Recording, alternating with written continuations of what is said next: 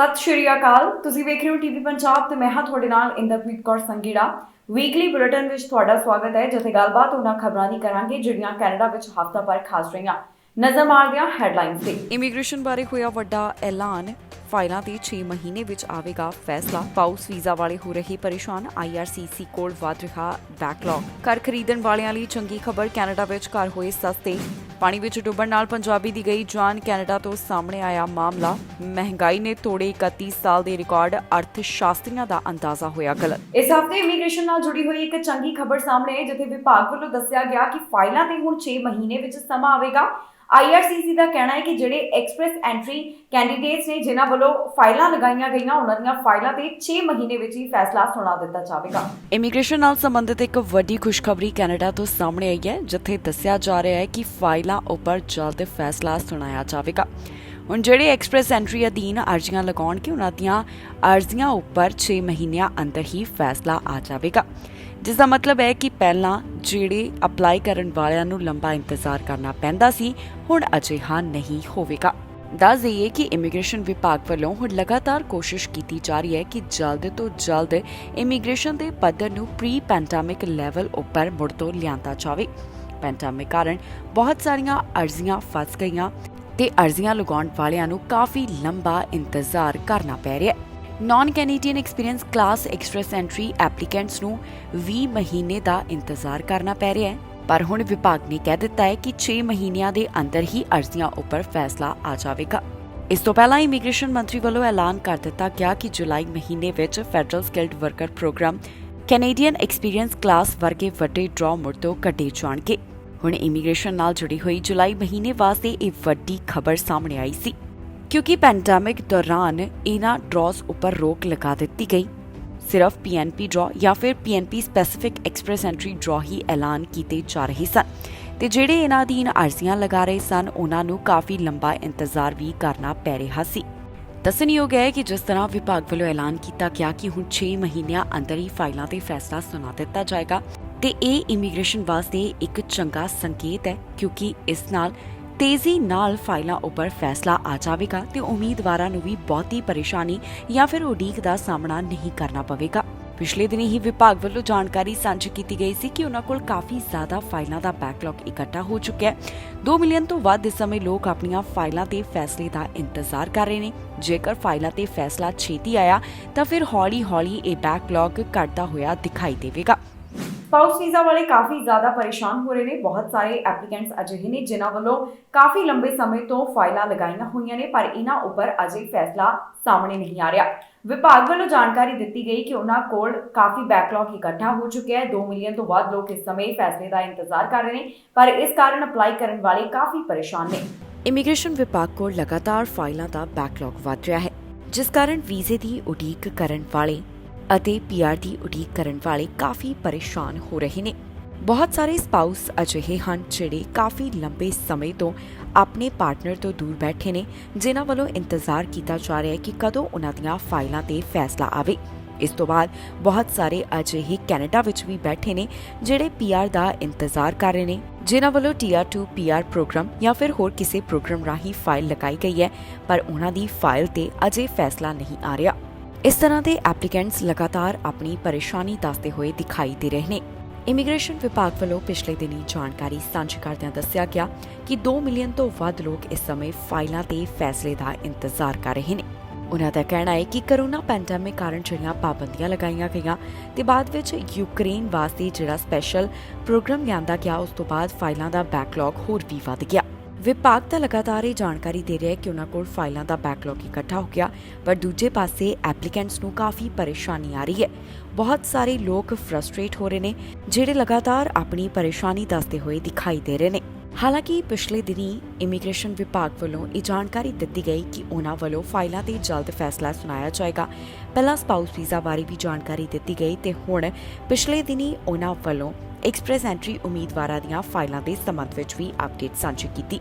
ਹੁਣ ਐਪਲੀਕੈਂਟਸ ਚਾਹੁੰਦੇ ਨੇ ਕਿ ਜਲਦ ਸਰਕਾਰ ਉਹਨਾਂ ਦੀਆਂ ਫਾਈਲਾਂ ਤੇ ਫੈਸਲਾ ਸੁਣਾਵੇ, ਕਿਉਂਕਿ ਬਹੁਤਿਆਂ ਨੂੰ ਤਾਂ ਕਾਫੀ ਲੰਬਾ ਸਮਾਂ ਹੋ ਗਿਆ ਇੰਤਜ਼ਾਰ ਕਰਦਿਆਂ। ਘਰ ਖਰੀਦਣ ਵਾਲਿਆਂ ਲਈ ਕੈਨੇਡਾ ਵਿੱਚ ਚੰਗੀ ਖਬਰ ਸਾਹਮਣੇ ਆਈ ਹੈ, ਜਿੱਥੇ ਦੱਸਿਆ ਗਿਆ ਕਿ ਪਹਿਲਾਂ ਦੇ ਮੁਕਾਬਲੇ ਘਰ ਸਸਤੇ ਹੋਏ ਨੇ। ਲਗਾਤਾਰ ਪਹਿਲਾਂ ਕੈਨੇਡਾ ਵਿੱਚ ਘਰ ਦੀਆਂ ਕੀਮਤਾਂ ਵਧ ਰਹੀਆਂ ਸੀ, ਪਰ ਜੋ ਤਾਜ਼ਾ ਅੰਕੜੇ ਸਾਹਮਣੇ ਆਏ ਉਹ ਦੱਸਦੇ ਨੇ ਕਿ ਪਹਿਲਾਂ ਦੇ ਮੁਕਾਬਲੇ ਕੈਨੇਡਾ ਵਿੱਚ ਘਰ ਸਸਤੇ ਹੋਏ ਨੇ। ਅਪ੍ਰੈਲ ਮਹੀਨੇ ਦੌਰਾਨ ਘਰਾਂ ਦੀਆਂ ਕੀਮਤਾਂ ਵਿੱਚ ਗਿਰਾਵਟ ਦਰਜ ਕੀਤੀ ਗਈ ਹੈ। ਜੀ ਹਾਂ, ਤਾਜ਼ਾ ਅੰਕੜੇ ਦੱਸਦੇ ਨੇ ਕਿ ਅਪ੍ਰੈਲ ਮਹੀਨੇ ਵਿੱਚ ਕੈਨੇਡਾ ਅੰਦਰ ਘਰਾਂ ਦੀਆਂ ਕੀਮਤਾਂ 6% ਨਾਲ ਘੱਟ ਦਰਜ ਕੀਤੀਆਂ ਗਈਆਂ। ਲਗਾਤਾਰ ਅਪ੍ਰੈਲ ਦੂਸਰਾ ਮਹੀਨਾ ਹੈ ਜਦੋਂ ਘਰਾਂ ਦੀ ਸੇਲ ਵਿੱਚ ਵੀ ਕਮੀ ਦਰਜ ਕੀਤੀ ਗਈ ਹੋਵੇ। ਦਰਅਸਲ ਕੈਨੇਡੀਅਨ ਰੀਅਲ ਐਸਟੇਟ ਐਸੋਸੀਏਸ਼ਨ ਵੱਲੋਂ ਕੁਝ ਨਵੇਂ ਅੰਕੜੇ ਪੇਸ਼ ਕੀਤੇ ਗਏ। ਇਹ ਅੰਕੜੇ ਦੱਸਦੇ ਨੇ ਕਿ ਅਪ੍ਰੈਲ ਮਹੀਨਾ ਘਰਾਂ ਦੀਆਂ ਕੀਮਤਾਂ ਵਾਸਤੇ ਕਿਸ ਤਰ੍ਹਾਂ ਦਾ ਰਿਹਾ। ਜਾਣਕਾਰੀ ਮੁਤਾਬਕ ਘਰਾਂ ਦੀਆਂ ਕੀਮਤਾਂ ਅੰਦਰ 6% ਦਾ ਘਾਟਾ ਦਰਜ ਕੀਤਾ ਗਿਆ। ਮਾਰਗੇਜ ਰੇਟਾਂ ਵਿੱਚ ਜੋ ਵਾਧਾ ਹੋਇਆ, ਉਸ ਕਾਰਨ ਅਪ੍ਰੈਲ ਲਗਾਤਾਰ ਅਜਿਹਾ ਦੂਸਰਾ ਮਹੀਨਾ ਹੈ ਜਦੋਂ ਘਰਾਂ ਦੀਆਂ ਕੀਮਤਾਂ ਵਿੱਚ ਕਮੀ ਦੇਖਣ ਨੂੰ ਮਿਲੀ ਹੋਵੇ। ਅਪ੍ਰੈਲ ਮਹੀਨੇ ਘਰਾਂ ਦੀ ਸੇਲ ਵਿੱਚ ਵੀ 12% ਦੀ ਗਿਰਾਵਟ ਦਰਜ ਕੀਤੀ ਗਈ ਹੈ। ਦੱਸ ਦਈਏ ਕਿ ਸਾਲ ਫਰਵਰੀ ਵਿੱਚ ਕੈਨੇਡਾ ਅੰਦਰ ਘਰ ਦੀ ਔਸਤ ਕੀਮਤ $8,16,000 ਤੋਂ ਵੱਧ ਦੀ ਰਿਕਾਰਡ ਕੀਮਤ ਤੇ ਪਹੁੰਚ ਗਈ ਸੀ, ਪਰ ਮਾਰਚ ਵਿੱਚ ਇਹ ਔਸਤ ਕੀਮਤ ਘਟ ਕੇ $7,96,000 ਤੇ ਆ ਗਈ। ਅਪ੍ਰੈਲ ਮਹੀਨਾ ਘਰਾਂ ਦੀ ਔਸਤ ਕੀਮਤ ਵਾਸਤੇ ਕੁਝ ਇਸ ਤਰ੍ਹਾਂ ਦਾ ਰਿਹਾ ਕਿ ਇੱਥੇ ਇਹ ਕੀਮਤ $7,46,000 ਦਰਜ ਕੀਤੀ ਗਈ। ਇਹ ਸਭ ਤੋਂ ਬਾਅਦ ਕੈਨੇਡੀਅਨ ਰੀਅਲ ਐਸਟੇਟ ਐਸੋਸੀਏਸ਼ਨ ਦੇ ਚੇਅਰ ਵੱਲੋਂ ਆਪਣੇ ਵਿਚਾਰ ਸਾਂਝੇ ਕੀਤੇ ਗਏ। ਉਹਨਾਂ ਕਿਹਾ ਕਿ ਕੁਝ ਸਾਲਾਂ ਵਿੱਚ ਰਿਕਾਰਡ ਤੋੜ ਜੋ ਰਫ਼ਤਾਰ ਨਾਲ ਵਾਧਾ ਦੇਖਣ ਨੂੰ ਮਿਲਿਆ। ਕੈਨੇਡਾ ਦੇ ਕਈ ਹਿੱਸਿਆਂ ਵਿੱਚ ਹਾਊਸਿੰਗ ਮਾਰਕੀਟ ਪਿਛਲੇ 2 ਮਹੀਨਿਆਂ ਦੌਰਾਨ ਬਹੁਤ ਤੇਜ਼ੀ ਨਾਲ ਠੰਡੀ ਹੋਈ ਹੈ, ਜਿਸ ਦਾ ਵੱਡਾ ਕਾਰਨ ਇਹ ਵੀ ਦੱਸਿਆ ਜਾ ਰਿਹਾ ਹੈ ਕਿ ਵਿਆਜ ਦਰਾਂ ਵਿੱਚ ਵਾਧਾ ਹੋਇਆ ਤੇ ਖਰੀਦਦਾਰਾਂ ਵਿੱਚ ਕਮੀ ਆਈ ਹੈ। ਦੱਸਿਆ ਗਿਆ ਕਿ ਅਪ੍ਰੈਲ ਮਹੀਨੇ ਹਾਊਸਿੰਗ ਪ੍ਰਾਈਸ ਇੰਡੈਕਸ 0.6% ਦਰਜ ਕੀਤਾ ਗਿਆ। ਇਹ 2 ਸਾਲਾਂ ਵਿੱਚ ਪਹਿਲੀ ਮਹੀਨਾਵਾਰ ਕਮੀ ਰਿਕਾਰਡ ਕੀਤੀ ਗਈ। ਧਿਆਨ ਦੇਣ ਯੋਗ ਗੱਲ ਹੈ ਕਿ ਨਵੇਂ ਖਰੀਦਦਾਰਾਂ ਵਾਸਤੇ ਘਰਾਂ ਦੀ ਘੱਟ ਕੀਮਤ ਚੰਗੀ ਖਬਰ ਹੋ ਸਕਦੀ ਹੈ, ਪਰ ਕੁਝ ਵੇਚਣ ਵਾਲਿਆਂ ਲਈ ਇਸ ਸਮੱਸਿਆ ਦਾ ਕਾਰਨ ਬਣ ਸਕਦੀ ਹੈ, ਖਾਸ ਤੌਰ ਤੇ ਜਿਨ੍ਹਾਂ ਨੇ ਪਹਿਲਾਂ ਹੀ ਕਿਤੇ ਹੋਰ ਘਰ ਖਰੀਦ ਲਿਆ ਹੋਵੇ। ਇਸ ਹਫ਼ਤੇ ਇੱਕ ਅਜਿਹੀ ਖਬਰ ਸਾਹਮਣੇ ਆਈ ਜਿੱਥੇ ਪਤਾ ਚੱਲਿਆ ਕਿ ਪਾਣੀ ਵਿੱਚ ਡੁੱਬਣ ਕਾਰਨ ਪੰਜਾਬੀ ਮੂਲ ਦੇ ਅੰਤਰਰਾਸ਼ਟਰੀ ਵਿਦਿਆਰਥੀ ਦੀ ਮੌਤ ਹੋ ਗਈ। ਇਸ ਦੀ ਪਹਿਚਾਣ ਵੀ ਪੁਲਿਸ ਵੱਲੋਂ ਜਨਤਕ ਕੀਤੀ ਗਈ। ਪੁਲਿਸ ਵੱਲੋਂ ਇਸ ਬਾਰੇ ਹੁਣ ਤੱਕ ਕੀ ਅਪਡੇਟ ਦਿੱਤੀ ਗਈ, ਤੁਹਾਨੂੰ ਦੱਸਾਂਗੇ ਇਸ ਖਬਰ ਵਿੱਚ। ਕੈਨੇਡਾ ਤੋਂ ਅੰਤਰਰਾਸ਼ਟਰੀ ਵਿਦਿਆਰਥੀ ਦੀ ਮੌਤ ਦਾ ਮਾਮਲਾ ਸਾਹਮਣੇ ਆਇਆ।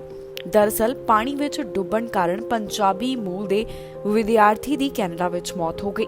ਇਹ ਘਟਨਾ ਬ੍ਰੈਂਪਟਨ ਨਾਲ ਸੰਬੰਧਿਤ ਦੱਸੀ ਗਈ, ਜਿੱਥੇ ਕ੍ਰੈਡਿਟ ਵੈਲੀ ਨਦੀ ਵਿੱਚ ਡੁੱਬਣ ਕਾਰਨ ਪੰਜਾਬੀ ਮੂਲ ਦੇ ਅੰਤਰਰਾਸ਼ਟਰੀ ਵਿਦਿਆਰਥੀ ਦੀ ਮੌਤ ਹੋ ਗਈ। ਇਸ ਦੀ ਪਹਿਚਾਣ ਵੀ ਜਨਤਕ ਕੀਤੀ ਗਈ ਹੈ। ਇਸ ਦਾ ਨਾਮ ਨਵਕਿਰਨ ਸਿੰਘ ਦੇ ਤੌਰ ਤੇ ਉੱਪਰ ਦੱਸਿਆ ਗਿਆ, ਜਿਸ ਦੀ ਉਮਰ 20 ਸਾਲ ਦੇ ਕਰੀਬ ਹੈ। ਦੱਸਿਆ ਜਾ ਰਿਹਾ ਹੈ ਕਿ ਇਸ ਨੌਜਵਾਨ ਦੀ ਲਾਸ਼ ਸਟੀਲਜ਼ ਕ੍ਰੈਡਿਟ ਵਿਊ ਨੇੜੇ ਇੱਕ ਪਾਰਕ ਵਿੱਚ ਬਰਾਮਦ ਹੋਈ ਹੈ। ਪੀਲ ਪੁਲਿਸ ਵੱਲੋਂ ਇਸ ਸਾਰੇ ਮਾਮਲੇ ਦੀ ਜਾਂਚ ਪੜਤਾਲ ਕੀਤੀ ਜਾ ਰਹੀ ਹੈ। ਉਹਨਾਂ ਵੱਲੋਂ ਇਹ ਪਤਾ ਲਗਾਉਣ ਦੀ ਕੋਸ਼ਿਸ਼ ਜਾਰੀ ਹੈ ਕਿ ਇਹ ਹਾਦਸਾ ਕਿਵੇਂ ਵਾਪਰਿਆ। ਦੱਸਿਆ ਜਾ ਰਿਹਾ ਹੈ ਕਿ ਨੌਜਵਾਨ ਪੰਜਾਬ ਦੇ ਮੋਗਾ ਜ਼ਿਲ੍ਹੇ ਨਾਲ ਸੰਬੰਧਿਤ ਹੈ। ਇੱਕ ਖਬਰ ਸਾਹਮਣੇ ਆਉਣ ਤੋਂ ਬਾਅਦ ਪੰਜਾਬੀ ਭਾਈਚਾਰੇ ਵਿੱਚ ਸੋਗ ਦੀ ਲਹਿਰ ਦੇਖਣ ਨੂੰ ਮਿਲ ਰਹੀ ਹੈ। ਇੱਥੇ ਇਹ ਵੀ ਦੱਸ ਦਈਏ ਕਿ ਪਹਿਲਾਂ ਵੀ ਕਈ ਅਜਿਹੇ ਮਾਮਲੇ ਸਾਹਮਣੇ ਆਏ ਸਨ ਜਿੱਥੇ ਵਿਦਿਆਰਥੀਆਂ ਦੀ ਪਾਣੀ ਵਿੱਚ ਡੁੱਬਣ ਕਾਰਨ ਮੌਤ ਹੋਈ। ਤਾਜ਼ਾ ਮਾਮਲਾ ਬ੍ਰੈਂਪਟਨ ਤੋਂ ਸਾਹਮਣੇ ਆਇਆ, ਜਿੱਥੇ ਪਾਣੀ ਵਿੱਚ ਡੁੱਬਣ ਕਾਰਨ ਪੰਜਾਬੀ ਵਿਦਿਆਰਥੀ ਦੀ ਮੌਤ ਹੋ ਗਈ, ਜਿਸ ਦਾ ਨਾਮ ਨਵਕਿਰਨ ਸਿੰਘ ਦੱਸਿਆ ਗਿਆ। ਕੈਨੇਡਾ ਵਿੱਚ ਮਹਿੰਗਾਈ ਲਗਾਤਾਰ ਵਧਦੀ ਜਾ ਰਹੀ ਹੈ। ਮਹਿੰਗਾਈ ਨੇ ਪਿਛਲੇ ਕਈ ਸਾਲਾਂ ਦੇ ਰਿਕਾਰਡ ਤੋੜ ਦਿੱਤੇ। ਸਟੈਟਿਸਟਿਕਸ ਕੈਨੇਡਾ ਵੱਲੋਂ ਤਾਜ਼ਾ ਅੰਕੜੇ ਪੇਸ਼ ਕੀਤੇ ਗਏ, ਜਿਸ ਵਿੱਚ ਦੱਸਿਆ ਗਿਆ ਕਿ ਮੌਜੂਦਾ ਸਮੇਂ ਕੈਨੇਡਾ ਦਾ ਇਨਫਲੇਸ਼ਨ ਰੇਟ ਰਿਕਾਰਡ ਪੱਧਰ ਤੇ ਪਹੁੰਚ ਗਿਆ। ਕੈਨੇਡਾ ਵਿੱਚ ਵੱਧ ਰਹੀ ਮਹਿੰਗਾਈ ਰੁਕਣ ਦਾ ਨਾਮ ਨਹੀਂ ਲੈ ਰਹੀ। ਤਾਜ਼ਾ ਅੰਕੜਿਆਂ ਮੁਤਾਬਕ ਮਹਿੰਗਾਈ ਨੇ 31 ਸਾਲਾਂ ਦਾ ਰਿਕਾਰਡ ਤੋੜ ਦਿੱਤਾ। ਜੀ ਹਾਂ, ਕੈਨੇਡਾ ਵਿੱਚ ਮਹਿੰਗਾਈ ਦਰ 6.8% ਦਰਜ ਕੀਤੀ ਗਈ ਹੈ। ਇਸ ਸੰਬੰਧੀ ਅਰਥ ਸ਼ਾਸਤਰੀਆਂ ਵੱਲੋਂ ਜੋ ਅੰਦਾਜ਼ਾ ਲਗਾਇਆ ਗਿਆ ਸੀ, ਨਤੀਜੇ ਉਸਦੇ ਉਲਟ ਆਏ ਹਨ। ਜੀ ਹਾਂ, ਕੈਨੇਡਾ ਵਿੱਚ ਲਗਾਤਾਰ ਮਹਿੰਗਾਈ ਦਿਨ-ਬ-ਦਿਨ ਵਧਦੀ ਹੋਈ ਦਿਖਾਈ ਦੇ ਰਹੀ ਹੈ। ਸਟੈਟਿਸਟਿਕਸ ਕੈਨੇਡਾ ਵੱਲੋਂ ਇਸ ਬਾਰੇ ਤਾਜ਼ਾ ਅੰਕੜੇ ਪੇਸ਼ ਕੀਤੇ ਗਏ, ਜਿੱਥੇ ਦੱਸਿਆ ਗਿਆ ਕਿ ਅਪ੍ਰੈਲ ਮਹੀਨੇ ਕੈਨੇਡਾ ਦੀ ਸਾਲਾਨਾ ਮਹਿੰਗਾਈ ਦਰ 6.8% ਦਰਜ ਕੀਤੀ ਗਈ, ਜੋ ਕਿ ਪਿਛਲੇ 31 ਸਾਲਾਂ ਦਾ ਸਭ ਤੋਂ ਵੱਡਾ ਅੰਕੜਾ ਰਿਕਾਰਡ ਕੀਤਾ ਗਿਆ। 1991 ਵਿੱਚ GST ਲਾਗੂ ਹੋਣ ਤੋਂ ਬਾਅਦ ਹੁਣ ਤੱਕ ਦੀ ਸਭ ਤੋਂ ਵੱਧ ਇਹ ਮਹਿੰਗਾਈ ਦਰ ਹੈ ਜੋ ਰਿਕਾਰਡ ਕੀਤੀ ਗਈ। ਮਾਰਚ ਮਹੀਨੇ ਕੈਨੇਡਾ ਵਿੱਚ ਸਾਲਾਨਾ ਮਹਿੰਗਾਈ ਦਰ 6.7% ਦਰਜ ਹੋਈ ਸੀ। ਦੱਸ ਦਈਏ ਕਿ ਦੇਸ਼ ਵਿੱਚ ਖਾਣ ਪੀਣ ਦੀਆਂ ਚੀਜ਼ਾਂ ਵੀ ਲਗਾਤਾਰ ਮਹਿੰਗੀਆਂ ਹੋਈਆਂ ਨੇ। ਪਿਛਲੇ ਸਾਲ ਦੇ ਮੁਕਾਬਲੇ ਇਹ 9.7% ਨਾਲ ਵੱਧ ਦਰਜ ਕੀਤੀਆਂ ਗਈਆਂ।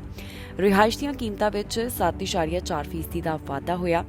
ਗੈਸ ਦੀਆਂ ਕੀਮਤਾਂ ਕੈਨੇਡਾ ਵਿੱਚ ਲਗਾਤਾਰ ਵਧ ਰਹੀਆਂ ਹਨ, ਪਰ ਅਪ੍ਰੈਲ ਮਹੀਨੇ ਇਹਨਾਂ ਵਿੱਚ ਕੁਝ ਕਮੀ ਵੀ ਦਰਜ ਕੀਤੀ ਗਈ। ਇੱਥੇ ਇਹ ਵੀ ਦੱਸ ਦਈਏ ਕਿ ਅਰਥ ਸ਼ਾਸਤਰੀਆਂ ਵੱਲੋਂ ਉਮੀਦ ਕੀਤੀ ਗਈ ਸੀ ਕਿ ਅਪ੍ਰੈਲ ਦੀ ਮਹਿੰਗਾਈ ਦਰ ਮਾਰਚ ਤੋਂ ਹੇਠਾਂ ਆਵੇਗੀ, ਪਰ ਅਜਿਹਾ ਨਹੀਂ ਹੋ ਸਕਿਆ। ਇਸ ਤੋਂ ਇਲਾਵਾ ਅਮਰੀਕਾ ਵਿੱਚ ਵੀ ਮਹਿੰਗਾਈ ਰਿਕਾਰਡ ਪੱਧਰ ਦੇ ਉੱਪਰ ਪਹੁੰਚੀ ਹੈ। ਪਿਛਲੇ ਦਿਨੀ ਇਸ ਬਾਰੇ ਵੀ ਅੰਕੜੇ ਸਾਹਮਣੇ ਆਏ, ਜਿਸ ਮੁਤਾਬਕ ਦੇਖਿਆ ਗਿਆ ਕਿ ਅਪ੍ਰੈਲ ਮਹੀਨੇ ਇੱਥੇ ਵੀ ਮਹਿੰਗਾਈ ਨੇ ਪਿਛਲੇ ਕਈ ਸਾਲਾਂ ਦਾ ਰਿਕਾਰਡ ਤੋੜ ਦਿੱਤਾ। ਓਨਟਾਰੀਓ ਦੀਆਂ ਹੋਣ ਵਾਲੀਆਂ ਚੋਣਾਂ ਵਿੱਚ ਪੰਜਾਬੀਆਂ ਦਾ ਦਬਦਬਾ ਨਜ਼ਰ ਆ ਰਿਹਾ ਹੈ। ਕਈ ਪੰਜਾਬੀ ਮੂਲ ਦੇ ਉਮੀਦਵਾਰ ਇਸ ਸਮੇਂ ਮੈਦਾਨ ਵਿੱਚ ਨੇ। ਜਾਣਕਾਰੀ ਮੁਤਾਬਕ 20 ਦੇ ਕਰੀਬ ਪੰਜਾਬੀ ਮੂਲ ਦੇ ਉਮੀਦਵਾਰ ਇਸ ਵਾਰ ਓਨਟਾਰੀਓ ਚੋਣਾਂ ਵਿੱਚ ਆਪਣੀ ਕਿਸਮਤ ਅਜ਼ਮਾ ਰਹੇ ਹਨ। ਓਨਟਾਰੀਓ ਵਿੱਚ ਹੋਣ ਵਾਲੀਆਂ ਚੋਣਾਂ ਦੌਰਾਨ ਕਈ ਪੰਜਾਬੀ ਮੂਲ ਦੇ ਉਮੀਦਵਾਰ ਵੀ ਆਪਣੀ ਕਿਸਮਤ ਅਜ਼ਮਾ ਰਹੇ ਹਨ। ਇਹਨਾਂ ਚੋਣਾਂ ਵਾਸਤੇ 20 ਪੰਜਾਬੀ ਉਮੀਦਵਾਰਾਂ ਦੇ ਨਾਮ ਸਾਹਮਣੇ ਆਏ, ਜਿਹੜੇ ਮੈਦਾਨ ਵਿੱਚ ਉਤਰੇ ਹਨ। ਦੱਸੀਏ ਕਿ ਓਨਟਾਰੀਓ ਵਿੱਚ 2 ਜੂਨ ਨੂੰ ਚੋਣਾਂ ਹੋਣ ਜਾ ਰਹੀਆਂ ਨੇ। ਇਹ ਚੋਣਾਂ 124 ਹਲਕਿਆਂ ਵਿੱਚ ਹੋਣਗੀਆਂ। ਇੱਥੇ 3 ਵੱਡੀਆਂ ਸਿਆਸੀ ਪਾਰਟੀਆਂ Liberal, NDP, progressive conservative party ਇੱਕ ਦੂਸਰੇ ਦੇ ਸਾਹਮਣੇ ਨਜ਼ਰ ਆਉਣਗੇ। ਇਹਨਾਂ ਵੱਖ-ਵੱਖ ਪਾਰਟੀਆਂ ਤੋਂ ਕਈ ਪੰਜਾਬੀ ਮੂਲ ਦੇ ਉਮੀਦਵਾਰ ਵੀ ਮੈਦਾਨ ਵਿੱਚ ਨਿਤਰੇ ਹਨ। ਜੋ ਲਿਸਟ ਸਾਹਮਣੇ ਆਈ ਉਸ ਵਿੱਚ ਲਿਬਰਲ ਪਾਰਟੀ ਅਤੇ ਪ੍ਰੋਗਰੈਸਿਵ ਕੰਜ਼ਰਵੇਟਿਵ ਪਾਰਟੀ ਨੇ 6 ਪੰਜਾਬੀ ਉਮੀਦਵਾਰਾਂ ਨੂੰ ਮੈਦਾਨ ਵਿੱਚ ਉਤਾਰਿਆ। NDP ਪਾਰਟੀ ਨੇ 5, ਗ੍ਰੀਨ ਪਾਰਟੀ ਨੇ 2 ਅਤੇ ਆਜ਼ਾਦ ਉਮੀਦਵਾਰ ਵਜੋਂ 1 ਚੋਣ ਲੜ ਰਹੇ ਨੇ। ਦੱਸ ਦਈਏ ਕਿ ਪ੍ਰੋਗਰੈਸਿਵ ਕੰਜ਼ਰਵੇਟਿਵ ਪਾਰਟੀ ਵੱਲੋਂ ਬ੍ਰੈਂਪਟਨ ਸਾਊਥ ਤੋਂ ਪ੍ਰਭਮੀਤ ਸਰਕਾਰੀਆ, ਬ੍ਰੈਂਪਟਨ ਈਸਟ ਤੋਂ ਹਰਦੀਪ ਗਰੇਵਾਲ, ਬ੍ਰੈਂਪਟਨ ਵੈਸਟ ਤੋਂ ਅਮਰਜੋਤ ਸੰਧੂ, ਮਿਸੀਸਾਗਾ ਮਾਲਟਨ ਤੋਂ ਦੀਪਕ ਆਨੰਦ ਨੂੰ ਉਮੀਦਵਾਰ ਬਣਾਇਆ। ਲਿਬਰਲ ਨੇ ਬ੍ਰੈਂਪਟਨ ਈਸਟ ਤੋਂ ਜਨਤ ਗਰੇਵਾਲ, ਬ੍ਰੈਂਪਟਨ ਨਾਰਥ ਤੋਂ ਹਰਿੰਦਰ ਮੱਲੀ, ਬ੍ਰੈਂਪਟਨ ਵੈਸਟ ਤੋਂ ਰਿਮੀ ਚੱਜ, ਮਿਸੀਸਾਗਾ ਮਾਲਟਨ ਤੋਂ ਅਮਨ ਗਿੱਲ, ਬ੍ਰੈਂਡਫੋਰਡ ਬ੍ਰਾਂਡ ਤੋਂ ਰੂਬੀ ਤੂਰ ਅਤੇ ਐਕਸਿਸ ਤੋਂ ਮਨਪ੍ਰੀਤ ਬਰਾੜ ਨੂੰ ਮੈਦਾਨ ਵਿੱਚ ਉਤਾਰਿਆ ਹੈ। NDP ਪਾਰਟੀ ਵੱਲੋਂ ਬ੍ਰੈਂਪਟਨ ਸੈਂਟਰ ਤੋਂ ਸਾਰਾ ਸਿੰਘ, ਬ੍ਰੈਂਪਟਨ ਈਸਟ ਤੋਂ ਗੁਰਰਤਨ ਸਿੰਘ, ਬ੍ਰੈਂਪਟਨ ਨਾਰਥ ਤੋਂ ਸੰਦੀਪ ਸਿੰਘ, ਬ੍ਰੈਂਪਟਨ ਵੈਸਟ ਤੋਂ ਨਵਜੋਤ ਕੌਰ ਅਤੇ ਥੌਰਨਹਿਲ ਤੋਂ ਜੈਸਮੀਨ ਕੰਬੋਜ ਨੂੰ ਚੋਣ ਲੜਨ ਵਾਸਤੇ ਮੈਦਾਨ ਵਿੱਚ ਉਤਾਰਿਆ ਹੈ। ਗ੍ਰੀਨ ਪਾਰਟੀ ਵੱਲੋਂ ਬ੍ਰੈਂਪਟਨ ਨਾਰਥ ਤੋਂ ਅਨੀਪ ਢੱਡੇ ਅਤੇ ਦੌਰਮ ਤੋਂ ਮਿਨੀ ਬਤਰਾ ਨੂੰ ਮੌਕਾ ਦਿੱਤਾ ਗਿਆ। ਹੁਣ ਦੇਖਣਾ ਹੋਵੇਗਾ ਕਿ ਇਹਨਾਂ ਵਿੱਚੋਂ ਕਿਹੜੇ ਉਮੀਦਵਾਰ ਦੀ ਜਿੱਤ ਹੁੰਦੀ ਹੈ। ਵੋਟਾਂ 2 ਜੂਨ ਨੂੰ ਪੈਣਗੀਆਂ, ਜਿਸ ਤੋਂ ਬਾਅਦ ਨਤੀਜੇ ਹੀ ਦੱਸਣਗੇ ਕਿ ਕੌਣ ਕਿਹੜੇ ਹਲਕੇ ਤੋਂ ਜੇਤੂ ਨਿਕਲਦਾ ਹੈ। ਪਰ ਇੱਥੇ ਇਹ ਵੀ ਦੱਸ ਦਈਏ ਕਿ ਹੁਣ ਤੱਕ ਜਿਹੜੇ ਅਲੱਗ-ਅਲੱਗ ਸਰਵੇ ਸਾਹਮਣੇ ਆਏ ਨੇ, ਉਸ ਮੁਤਾਬਕ ਪ੍ਰੋਗਰੈਸਿਵ ਕੰਜ਼ਰਵੇਟਿਵ ਪਾਰਟੀ ਦਾ ਦਬਦਬਾ ਓਨਟਾਰੀਓ ਵਿੱਚ ਨਜ਼ਰ ਆ ਰਿਹਾ ਹੈ। ਕਈ ਸਰਵੇ ਕਹਿੰਦੇ ਨੇ ਕਿ ਮੁੜ ਤੋਂ ਪ੍ਰੋਗਰੈਸਿਵ ਕੰਜ਼ਰਵੇਟਿਵ ਦੀ ਹੀ ਸਰਕਾਰ ਇੱਥੇ ਬਣੇਗੀ। IRCC ਵੱਲੋਂ ਦੱਸਿਆ ਗਿਆ ਕਿ ਕੈਨੇਡਾ ਕਿਵੇਂ ਆਇਆ ਜਾ ਸਕਦਾ ਹੈ। ਕੈਨੇਡਾ ਆਉਣ ਦੇ ਕਈ ਤਰੀਕੇ ਉਹਨਾਂ ਵੱਲੋਂ ਸਾਂਝੇ ਕੀਤੇ ਗਏ ਨੇ। ਹੁਣ ਵਿਭਾਗ ਵੱਲੋਂ ਕੀ ਦੱਸਿਆ ਗਿਆ, ਇਹਦੀ ਡੀਟੇਲ ਤੁਹਾਨੂੰ ਦੱਸਾਂਗੇ ਇਸ ਖਬਰ ਵਿੱਚ। ਕੈਨੇਡਾ ਵਿੱਚ ਆਉਣ ਦੇ ਕਈ ਰਾਹ ਨੇ। ਕਈ ਕੈਟੇਗਰੀਜ਼ ਦੇ ਰਾਹੀਂ ਕੈਨੇਡਾ ਵਿੱਚ ਲੋਕ ਆਉਂਦੇ ਨੇ ਤੇ ਇੱਥੇ ਕਈਆਂ ਵੱਲੋਂ PR ਵੀ ਹਾਸਲ ਕੀਤੀ ਜਾਂਦੀ ਹੈ। ਕੈਨੇਡਾ ਵਿੱਚ ਆਉਣ ਦੇ ਕਿਹੜੇ ਤਰੀਕੇ ਨੇ, ਉਹ ਜਾਣਕਾਰੀ ਤੁਹਾਡੇ ਨਾਲ ਅਸੀਂ ਇਸ ਖਬਰ ਵਿੱਚ ਸਾਂਝੀ ਕਰਾਂਗੇ। ਪਹਿਲਾਂ ਦੱਸ ਦਈਏ ਕਿ ਇਮੀਗ੍ਰੇਸ਼ਨ ਵਿਭਾਗ ਵੱਲੋਂ ਐਲਾਨ ਕੀਤਾ ਗਿਆ ਹੈ ਕਿ ਜੁਲਾਈ ਮਹੀਨੇ ਤੋਂ ਹੀ ਵੱਡੇ ਡਰਾਅ ਮੁੜ ਤੋਂ ਕੱਟੇ ਜਾਣਗੇ, ਜਿਸ ਤੋਂ ਬਾਅਦ ਲੰਬੇ ਸਮੇਂ ਤੋਂ ਇੰਤਜ਼ਾਰ ਕਰਨ ਵਾਲੇ ਕੈਨੇਡੀਅਨਸ ਦੇ ਚਿਹਰੇ ਤੇ ਖੁਸ਼ੀ ਨਜ਼ਰ ਆ ਰਹੀ ਹੈ। ਹੁਣ ਤੁਹਾਨੂੰ ਦੱਸਦੇ ਹਾਂ ਕਿ ਕਿਹੜੀਆਂ ਕੈਟੇਗਰੀਜ਼ ਨਾਲ ਕੈਨੇਡਾ ਵਿੱਚ ਆਇਆ ਜਾ ਸਕਦਾ ਹੈ। ਸਭ ਤੋਂ ਵੱਡੀ ਕੈਟੇਗਰੀ ਹੈ ਇਕਨੋਮਿਕ ਕਲਾਸ। ਇਸ ਰਾਹੀਂ ਵੱਧ ਗਿਣਤੀ ਲੋਕ ਕੈਨੇਡਾ ਵਿੱਚ ਆਉਂਦੇ ਨੇ। ਇਸ ਅਧੀਨ ਆਉਂਦਾ ਹੈ ਐਕਸਪ੍ਰੈਸ ਐਂਟਰੀ, ਜਿੱਥੇ ਤੁਸੀਂ 3 ਪ੍ਰੋਗਰਾਮਸ ਰਾਹੀਂ ਕੈਨੇਡਾ ਵਿੱਚ ਆ ਸਕਦੇ ਹੋ। ਪਹਿਲਾ ਪ੍ਰੋਗਰਾਮ ਹੈ ਫੈਡਰਲ ਸਕਿਲਡ ਵਰਕਰ ਪ੍ਰੋਗਰਾਮ, ਦੂਸਰਾ ਫੈਡਰਲ ਸਕਿਲਡ ਟ੍ਰੇਡਸ ਪ੍ਰੋਗਰਾਮ ਤੇ ਤੀਸਰਾ Canadian experience class. Federal skilled worker programme ਵਾਸਤੇ ਜ਼ਰੂਰੀ ਹੈ ਕਿ applicant specific language, education, work experience ਇਹਨਾਂ ਚੀਜ਼ਾਂ ਨੂੰ ਪੂਰਾ ਕਰੇ। ਫੈਡਰਲ ਸਕਿਲਡ ਟ੍ਰੇਡਸ ਪ੍ਰੋਗਰਾਮ ਰਾਹੀਂ ਜ਼ਰੂਰੀ ਹੈ ਕਿ ਉਮੀਦਵਾਰ ਕੋਲ ਸਕਿਲਡ ਟ੍ਰੇਡ ਦਾ 2 ਸਾਲ ਦਾ ਤਜਰਬਾ ਜਾਂ ਫਿਰ ਅਪਲਾਈ ਕਰਨ ਤੋਂ ਪਹਿਲਾਂ 5 ਸਾਲ ਦਾ ਤਜਰਬਾ ਹੋਵੇ ਤੇ ਉਸ ਨੂੰ ਅੰਗਰੇਜ਼ੀ ਜਾਂ ਫਿਰ ਫ੍ਰੈਂਚ ਭਾਸ਼ਾ ਆਉਣੀ ਜ਼ਰੂਰੀ ਹੈ। ਕੈਨੇਡੀਅਨ ਐਕਸਪੀਰੀਅੰਸ ਕਲਾਸ ਰਾਹੀਂ ਉਹਨਾਂ ਉਮੀਦਵਾਰਾਂ ਨੂੰ ਮੌਕਾ ਮਿਲਦਾ ਹੈ ਜਿਹੜੇ ਪਹਿਲਾਂ ਹੀ 1 ਸਾਲ ਤੋਂ ਕੈਨੇਡਾ ਵਿੱਚ ਨੇ ਤੇ ਉਹਨਾਂ ਲਈ ਜ਼ਰੂਰੀ ਹੈ ਕਿ ਲੈਂਗੁਏਜ ਸਕਿੱਲਸ ਕ੍ਰਾਈਟੇਰੀਆ ਨੂੰ ਪੂਰਾ ਕਰਨ। ਇਸ ਤੋਂ ਬਾਅਦ ਇੱਕ ਤਰੀਕਾ ਹੈ ਪ੍ਰੋਵਿੰਸ਼ੀਅਲ ਨੋਮੀਨੇਸ਼ਨ ਪ੍ਰੋਗਰਾਮ, ਜਿਸ ਰਾਹੀਂ ਵੱਖ-ਵੱਖ ਸੂਬੇ ਡਰਾਅ ਦਾ ਐਲਾਨ ਕਰਦੇ ਨੇ। ਜਿਹੜੇ ਉਮੀਦਵਾਰ ਜ਼ਰੂਰਤਾਂ ਨੂੰ ਪੂਰਾ ਕਰਨ, ਉਹਨਾਂ ਨੂੰ ਇਨਵੀਟੇਸ਼ਨ ਹਾਸਲ ਹੁੰਦਾ ਹੈ। ਇਸ ਤੋਂ ਅਗਲੀ ਕੈਟੇਗਰੀ ਹੈ ਫੈਮਿਲੀ ਕਲਾਸ। ਫੈਮਿਲੀ ਕਲਾਸ ਦੇ ਰਾਹੀਂ ਕਾਫੀ ਨਵੇਂ ਆਉਣ ਵਾਲੇ ਲੋਕ ਕੈਨੇਡਾ ਵਿੱਚ ਆਉਂਦੇ ਹਨ। ਇਸ ਦੇ 2 ਮੇਨ ਪਾਥਵੇਜ਼ ਹਨ, ਸਪਾਊਸ ਪਾਰਟਨਰ ਅਤੇ ਚਿਲਡਰਨਸ ਪ੍ਰੋਗਰਾਮ। ਇਸ ਤੋਂ ਬਾਅਦ parents and grandparents programme. ਸਭ ਤੋਂ ਪਹਿਲਾਂ ਗੱਲ ਕਰਦੇ ਹਾਂ ਸਪਾਊਸ ਐਂਡ ਪਾਰਟਨਰਸ ਦੀ। ਇਸ ਅਧੀਨ ਇਹ ਹੁੰਦਾ ਹੈ ਕਿ ਜਿਹੜੇ ਕੈਨੇਡਾ ਵਿੱਚ PR ਨੇ ਜਾਂ ਫਿਰ ਸਿਟੀਜ਼ਨ ਹਨ, ਉਹ ਆਪਣੇ ਸਪਾਊਸ ਨੂੰ ਸਪਾਂਸਰ ਕਰ ਸਕਦੇ ਨੇ। ਉਹਨਾਂ ਵਾਸਤੇ ਜ਼ਰੂਰੀ ਹੈ ਕਿ ਉਹ ਇੱਥੇ ਸ਼ੋਅ ਕਰ ਦੇਣ ਕਿ ਉਹ ਆਪਣੇ ਸਪਾਊਸ ਦੀ ਜ਼ਿੰਮੇਵਾਰੀ ਇੱਥੇ ਚੱਕ ਸਕਦੇ ਨੇ। ਇਸ ਤੋਂ ਬਾਅਦ ਆਉਂਦਾ ਹੈ parents and grandparents. Canada ਵਿੱਚ ਜਿਹੜੇ ਸਿਟੀਜ਼ਨ ਜਾਂ ਫਿਰ PR ਨੇ, ਉਹ ਪੈਰੈਂਟਸ ਅਤੇ ਗ੍ਰੈਂਡ ਪੈਰੈਂਟਸ ਨੂੰ ਸਪਾਂਸਰ ਕਰ ਸਕਦੇ ਹਨ, ਪਰ ਇਸ ਵਾਸਤੇ ਜ਼ਰੂਰੀ ਹੁੰਦਾ ਹੈ ਕਿ ਕੁਝ ਸ਼ਰਤਾਂ ਨੂੰ ਪੂਰਾ ਕੀਤਾ ਜਾ ਸਕੇ। ਇਸ ਤੋਂ ਬਾਅਦ ਅਗਲੀ ਕੈਟੇਗਰੀ ਹੈ refugees and humanitarian class. Canada ਵਿੱਚ ਹਰ ਸਾਲ ਕਾਫੀ ਅਸਾਈਲਮ ਸੀਕਰਸ ਨੂੰ ਇੱਥੇ ਰਹਿਣ ਦਾ ਮੌਕਾ ਦਿੱਤਾ ਜਾਂਦਾ ਹੈ। ਕੈਨੇਡਾ ਵੱਲੋਂ ਰੀਸੈਟਲਡ ਰਿਫਿਊਜੀਜ਼ ਜ਼ਰੀਏ ਵੀ ਕਈਆਂ ਨੂੰ ਇੱਥੇ ਰਹਿਣ ਦਾ ਮੌਕਾ ਦਿੱਤਾ ਜਾਂਦਾ ਹੈ, ਜੋ ਕਿ United nations high commission for refugees ਅਧੀਨ ਹੈ। ਨਸ਼ਾ ਕਰਕੇ ਗੱਡੀ ਚਲਾਉਣ ਦੇ ਮਾਮਲੇ ਵਿੱਚ ਪੰਜਾਬੀ ਨੂੰ ਗ੍ਰਿਫਤਾਰ ਕੀਤਾ ਗਿਆ। ਪੁਲਿਸ ਵੱਲੋਂ ਇਸ ਮਾਮਲੇ ਦੀ ਜਾਣਕਾਰੀ ਦਿੱਤੀ ਗਈ। ਉਹਨਾਂ ਵੱਲੋਂ ਹੁਣ ਤੱਕ ਇਸ ਸੰਬੰਧ ਵਿੱਚ ਕੀ ਕਾਰਵਾਈ ਕੀਤੀ ਗਈ ਇਹ ਦੱਸਿਆ ਗਿਆ ਤੇ ਨਾਲ ਹੀ ਇਸ ਗ੍ਰਿਫਤਾਰ ਕੀਤੇ ਵਿਅਕਤੀ ਦੀ ਪਹਿਚਾਣ ਵੀ ਜਨਤਕ ਕੀਤੀ ਗਈ ਹੈ। ਕੈਨੇਡਾ ਦੇ ਇੱਕ ਸੂਬੇ ਤੋਂ ਅਜਿਹਾ ਮਾਮਲਾ ਸਾਹਮਣੇ ਆਇਆ ਜਿੱਥੇ ਸ਼ਰਾਬ ਪੀ ਕੇ ਗੱਡੀ ਚਲਾਉਣ ਦੇ ਮਾਮਲੇ ਵਿੱਚ ਪੰਜਾਬੀਆਂ ਦੇ ਨਾਮ ਸਾਹਮਣੇ ਆਏ ਨੇ। ਪੁਲਿਸ ਵੱਲੋਂ ਕਾਰਵਾਈ ਕਰਦਿਆਂ ਇਹਨਾਂ ਨੂੰ ਗ੍ਰਿਫਤਾਰ ਕੀਤਾ ਗਿਆ ਤੇ ਇਹਨਾਂ ਉੱਪਰ ਚਾਰਜਸ ਵੀ ਲਗਾਏ ਜਾ ਚੁੱਕੇ ਨੇ। ਇਹ ਮਾਮਲਾ ਓਨਟਾਰੀਓ ਨਾਲ ਜੁੜਿਆ ਦੱਸਿਆ ਜਾ ਰਿਹਾ ਹੈ, ਜਿੱਥੇ ਓਨਟਾਰੀਓ ਪੁਲਿਸ ਵੱਲੋਂ ਇਸ ਦੀ ਡਿਟੇਲ ਸਾਂਝੀ ਕੀਤੀ। ਉਹਨਾਂ ਦੱਸਿਆ ਕਿ ਸ਼ਰਾਬ ਪੀ ਕੇ ਗੱਡੀ ਚਲਾਉਣ ਇਸ ਮਾਮਲੇ ਨਾਲ ਸੰਬੰਧਿਤ 3 ਜਾਣਿਆਂ ਨੂੰ ਗ੍ਰਿਫਤਾਰ ਕੀਤਾ ਗਿਆ। ਇਹਨਾਂ ਤਿੰਨਾਂ ਵਿੱਚੋਂ 2 ਜਾਣੇ ਬ੍ਰੈਂਪਟਨ ਅਤੇ ਇੱਕ ਮਿਸੀਸਾਗਾ ਨਾਲ ਸੰਬੰਧਿਤ ਦੱਸਿਆ ਗਿਆ। ਇਹਨਾਂ ਤਿੰਨਾਂ ਜਾਣਿਆਂ ਉੱਪਰ ਪੁਲਿਸ ਵੱਲੋਂ ਚਾਰਜਸ ਵੀ ਲਗਾਏ ਗਏ ਨੇ। ਇਸ ਦੀ ਵਧੇਰੇ ਡਿਟੇਲ ਸਾਂਝੀ ਕਰਦਿਆਂ ਓਨਟਾਰੀਓ ਪੁਲਿਸ ਵੱਲੋਂ ਗ੍ਰਿਫਤਾਰ ਕੀਤੇ ਗਏ ਵਿਅਕਤੀਆਂ ਦੀ ਪਹਿਚਾਣ ਵੀ ਜਨਤਕ ਕੀਤੀ ਗਈ ਹੈ। ਇਹਨਾਂ ਦੇ ਨਾਮ ਅਜੇਪਾਲ ਸਿੰਘ ਪਰਮਾਰ, ਜਿਸ ਦੀ ਉਮਰ 26 ਸਾਲ ਦੇ ਕਰੀਬ, ਤੇਜਾ ਸਿੰਘ ਮਾਨ, ਜਿਸ ਦੀ ਉਮਰ 64 ਸਾਲ ਦੇ ਕਰੀਬ, ਨਾਡਿਆ ਰਵਾਜ, ਜਿਸ ਦੀ ਉਮਰ 38 ਸਾਲ ਦੇ ਕਰੀਬ ਦੱਸੀ ਗਈ। ਇਹਨਾਂ ਨੂੰ ਗ੍ਰਿਫਤਾਰ ਕਰਦਿਆਂ ਚਾਰਜ ਕੀਤਾ ਗਿਆ। ਪੁਲਿਸ ਦਾ ਕਹਿਣਾ ਹੈ ਕਿ ਇਹਨਾਂ ਤਿੰਨਾਂ ਜਾਣਿਆਂ ਦੇ ਲਾਇਸੈਂਸ ਤੇ 90 ਦਿਨਾਂ ਦੇ ਵਾਸਤੇ ਰੋਕ ਲਗਾ ਦਿੱਤੀ ਗਈ ਹੈ ਤੇ ਜਲਦ ਇਹਨਾਂ ਨੂੰ ਕੋਰਟ ਵਿੱਚ ਪੇਸ਼ ਕੀਤਾ ਜਾਣਾ ਹੈ। ਖਬਰ ਸਾਹਮਣੇ ਆਈ ਸੀ ਕਿ ਕੈਨੇਡਾ ਸਰਕਾਰ ਵੱਲੋਂ ਉਡਾਨਾਂ ਰੱਦ ਕਰਨ ਦੇ ਬਾਰੇ ਆਦੇਸ਼ ਦਿੱਤਾ ਗਿਆ, ਪਰ ਇਸ ਦੀ ਕੀ ਸੱਚਾਈ ਹੈ, ਇਸ ਬਾਰੇ ਟਰਾਂਸਪੋਰਟ ਮੰਤਰੀ ਵੱਲੋਂ ਇਸ ਹਫ਼ਤੇ ਜਾਣਕਾਰੀ ਦਿੱਤੀ ਗਈ। ਉਹਨਾਂ ਕਿਹਾ ਕਿ ਏਅਰਪੋਰਟ ਤੇ ਯਾਤਰੀਆਂ ਨੂੰ ਪਰੇਸ਼ਾਨੀ ਦਾ ਸਾਹਮਣਾ ਕਰਨਾ ਪੈ ਰਿਹਾ, ਪਰ ਸਰਕਾਰ ਵੱਲੋਂ ਇਸ ਤਰ੍ਹਾਂ ਦਾ ਕੋਈ ਵੀ ਆਦੇਸ਼ ਨਹੀਂ ਦਿੱਤਾ ਗਿਆ ਕਿ ਉਡਾਨਾਂ ਰੱਦ ਕਰ ਦਿਓ।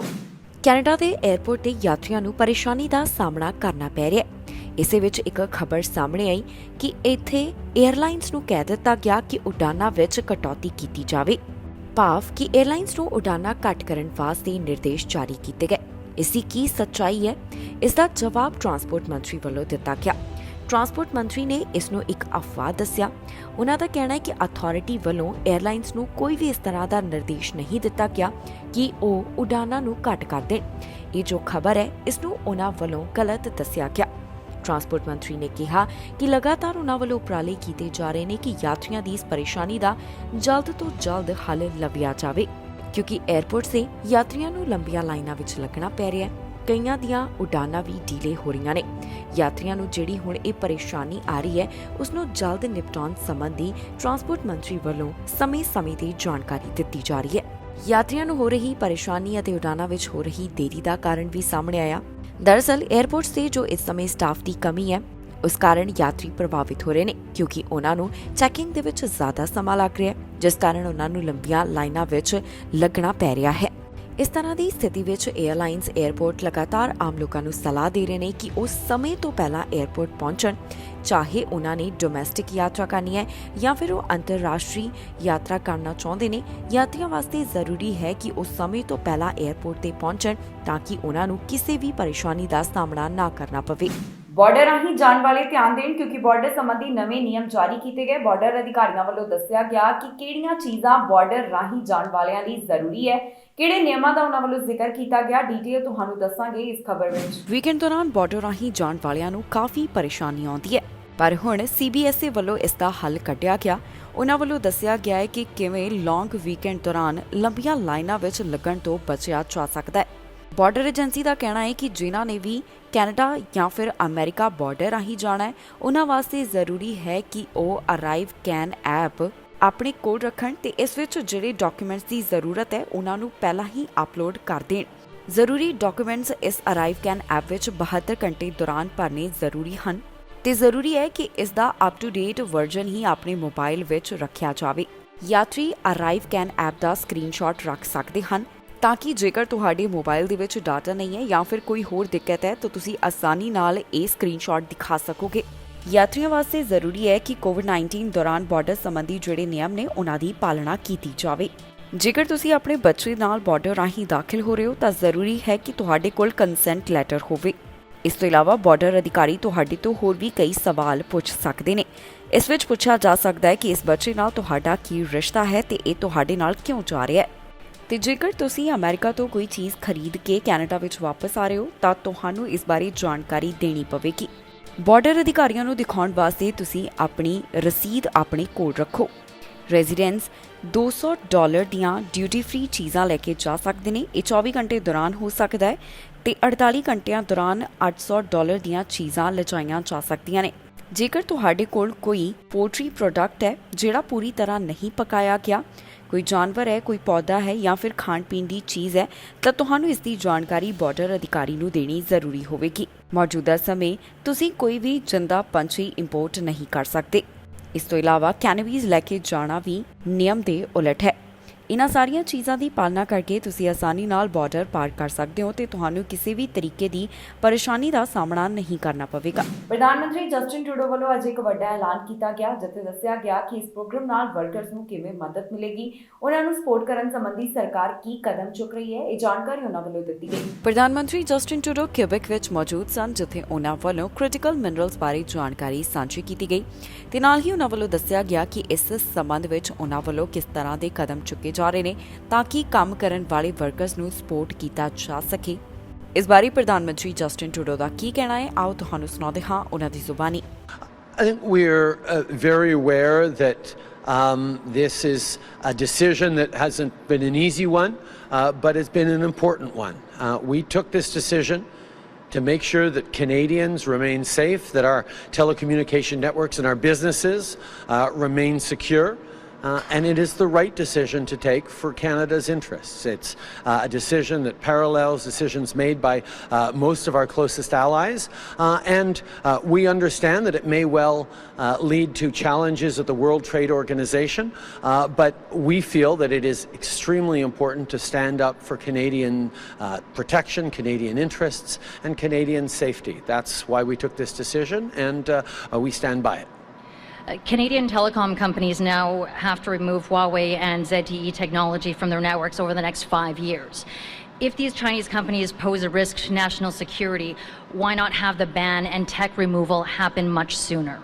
I think one of the big preoccupations around this is the coming in of 5G networks, which will feature far more ubiquitous connections to the internet from appliances, from devices, from things that surround us in our daily lives. It's moving towards the Internet of Things, and it makes it extremely important to ensure that as we start into this 5G world, we're able to, from the outset, protect Canadian safety and security. And that's exactly why this was the right time to take this decision, even as we move forward into adopting new technologies and new ways of doing things. We need to keep Canadians safe.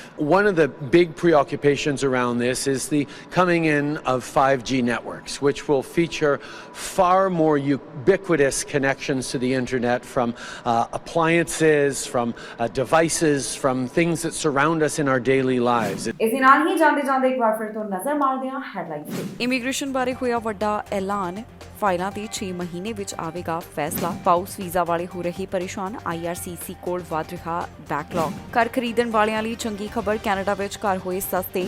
ਪਾਣੀ ਵਿੱਚ ਡੁੱਬਣ ਨਾਲ ਪੰਜਾਬੀ ਦੀ ਗਈ ਜਾਨ, Canada ਤੋਂ ਸਾਹਮਣੇ ਆਇਆ ਮਾਮਲਾ। ਮਹਿੰਗਾਈ ਨੇ ਤੋੜੇ 31 ਸਾਲ ਦੇ ਰਿਕਾਰਡ, ਅਰਥ ਸ਼ਾਸਤਰੀਆਂ ਦਾ ਅੰਦਾਜ਼ਾ ਹੋਇਆ ਗਲਤ। ਖਬਰਾਂ ਦੇ ਇਸ ਬੁਲੇਟਿਨ ਵਿੱਚ ਇਨਾ ਹੀ। ਫਿਲਹਾਲ ਮੈਨੂੰ ਇੰਦਰਪ੍ਰੀਤ ਕੌਰ ਸੰਗੇੜਾ ਨੂੰ ਦਿਓ ਇਜਾਜ਼ਤ ਤੇ ਤੁਸੀਂ ਵੇਖਦੇ ਰਹੋ TV ਪੰਜਾਬ।